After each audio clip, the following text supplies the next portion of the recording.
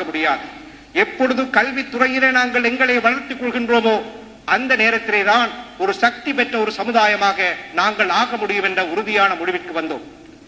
இந்த முடிவுக்கு வருவதற்கு இஸ்லாம் தருகின்ற அந்த கருத்தும் இஸ்லாமிய சரித்திரம் எங்களுக்கு படிப்பிக்கின்ற பாடங்களும் எங்களுக்கு துணையாக அமைந்தன.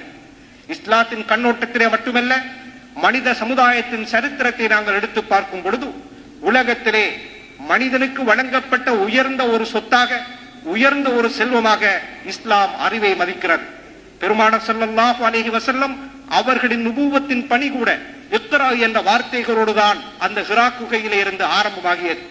அரேபிய தீபகற்பத்திலே இருளடைந்திருந்த ஒரு மூலையிலே, ஒரு குகையிலே பெருமானார் ஸல்லல்லாஹு அலைஹி வஸல்லம் அவர்களுக்கு அல்லாஹு தஆலா அளித்த அந்த குர்ஆனின் ஆரம்ப வசனம் இக்ரா, ஓதுவீராக, வாசிப்பீராக என்ற வார்த்தைகளோடு தான் ஆரம்பமாகியது. அந்த ஆரம்ப திருவசனம் கலம் என்னும் எழுதுகோலை பற்றி பேசியது, இல்ம் என்னும் அறிவை பற்றி பேசியது.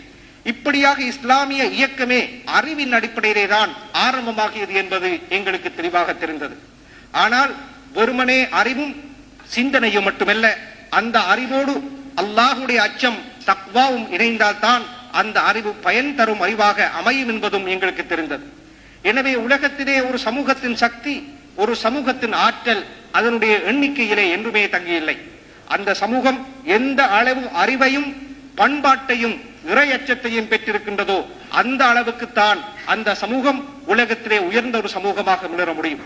உலகத்திலே ஒரு காலப்பிரிவிலே முஸ்லிம்கள் பலம் மிக்க சக்தியாக உலகத்திலே வாழ்ந்தார்கள் என்று சொன்னால், உலகம் முழுவதும் முஸ்லிம் சமுதாயத்தின் தலைமைத்துவத்தின் கீழ் அணிவகுத்து சென்றது என்று சொன்னால், அந்த காலப்பிரிவிலே முஸ்லிம் சமுதாயத்தின் கையிலே இருந்த ஒரே ஒரு ஆயுதம் அறிவும் தக்வா என்னும் இறையச்சமும். இந்த அறிவும் இறையச்சமும் எதுவரையிலே முஸ்லிம் சமுதாயத்தின் கையிலே ஒரு பலம் மிக்க ஆயுதமாக இருந்ததோ அதுவரையிலே முஸ்லிம் சமுதாயம் உலகத்தின் தலைமத்துவத்தை தாங்கிச் சென்றது. எப்பொழுது முஸ்லிம் சமுதாயம் அறிவு தேடும் அந்த பணியை கைவிட்டதோ, அறிவு தேடும் ஆர்வத்தை புறக்கணித்ததோ, அறிவு துறையிலே பின்தங்க ஆரம்பித்ததோ அந்த நேரத்திலே தான் முஸ்லிம் சமுதாயத்தின் வீழ்ச்சி ஆரம்பமாக இருக்கிறது. அது ஸ்பெயினிலே முஸ்லிம்களுடைய வீழ்ச்சியானாலும் சரி, பக்தாதே அப்பாசியர்களின் வீழ்ச்சியானாலும் சரி, துருக்கியிலே உதுமானிய சக்கராதிபத்தியத்தின் வீழ்ச்சியானாலும் சரி, உலகத்திலே எந்த ஒரு நாட்டிலும் முஸ்லிம் சமுதாயத்தின் வீழ்ச்சி எப்பொழுது ஆரம்பமாக இருக்கிறது என்று சொன்னால், இஸ்லாம் அவர்களுக்கு அளித்த அந்த அறிவு தேடும் ஆர்வத்தையும் ஆராய்ச்சி உணர்வையும் முஸ்லிம் சமுதாயம் புறக்கணித்த பொழுதுதான் முஸ்லிம் சமுதாயம் தேக்கு நிலை அடைந்து வீழ்ச்சி அடைந்து ஏனைய சமுதாயங்களுக்கு பலியாக ஆரம்பித்திருக்கிறது. இன்றைய உலக நிலைக்கு நீங்கள் வாருங்கள். இன்றைய உலகத்திலே யூத சமுதாயம் மிகவும் சிறுபான்மை சமுதாயமாக இருக்கின்றது. ஆனால் எண்ணிக்கையிலே சிறுபான்மை சமுதாயமாக இருந்தாலும் கூட அறிவுத்துறையிலே ஆற்றல் பெற்ற சமுதாயமாக, அறிவு பலம் பெற்ற சமுதாயமாக இருக்கின்ற அந்த காரணத்தினாலே சர்வதேசிய அரசியல் அரங்கிலே தனது ஆதிக்கத்தை நிலைநாட்டுவதற்கு அந்த சிறுபான்மை சமுதாயத்திற்கு சாத்தியமாக இருக்கிறது. எனவே எல்லா வகையிலும் நாங்கள் பார்க்க போனால் உலகத்திலே ஒரு சமுதாயம் தலை நிமிர்ந்து வாழ்வதற்கு, உலகத்திலே ஒரு சமுதாயம் அரசியல் பலம் பெறுவதற்கு, பொருளாதார பலம் பெறுவதற்கு, கலாசார பண்பாட்டு துறையிலே முன்னேறி செல்வதற்கு எல்லாவற்றுக்கும் அடிப்படையாக இருப்பது அறிவு என்பது எங்களுக்கு தெரிந்தது.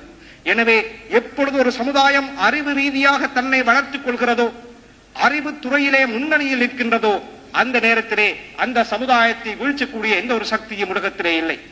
எனவே இந்த நாட்டில் எங்களுடைய வரலாற்றை நாங்கள் படித்து பார்க்கும் பொழுது இன்று முஸ்லிம் சமுதாயம் வாழ்க்கையின் பல்வேறு துறைகளிலும் பின்தங்கி இருக்கிறது என்று சொன்னால் அதற்கு அடிப்படை காரணம் அறிவுத்துறையிலே நாங்கள் பின்தங்கி இருப்பது என்ற முடிவுக்கு நாங்கள் வந்தோம். அந்த அறிவுத்துறையிலே பின்தங்கி இருப்பது என்ற அந்த ஒரே ஒரு பிற்போக்கு தன்மையிலே இருந்துதான் ஏனைய எல்லா பிற்போக்கு தன்மைகளும் எங்களிலே தோன்ற ஆரம்பிக்கின்றன. எப்பொழுதும் அறிவு ரீதியாக உயர்ந்த சமுதாயமாக நாங்கள் மாறிவிடுகிறோமோ அந்த நேரத்திலே ஏனைய எல்லா பிரச்சனைகளும் படிப்படியாக தீர்ந்துவிடும் என்ற முடிவுக்கும் நாங்கள் வந்தோம்.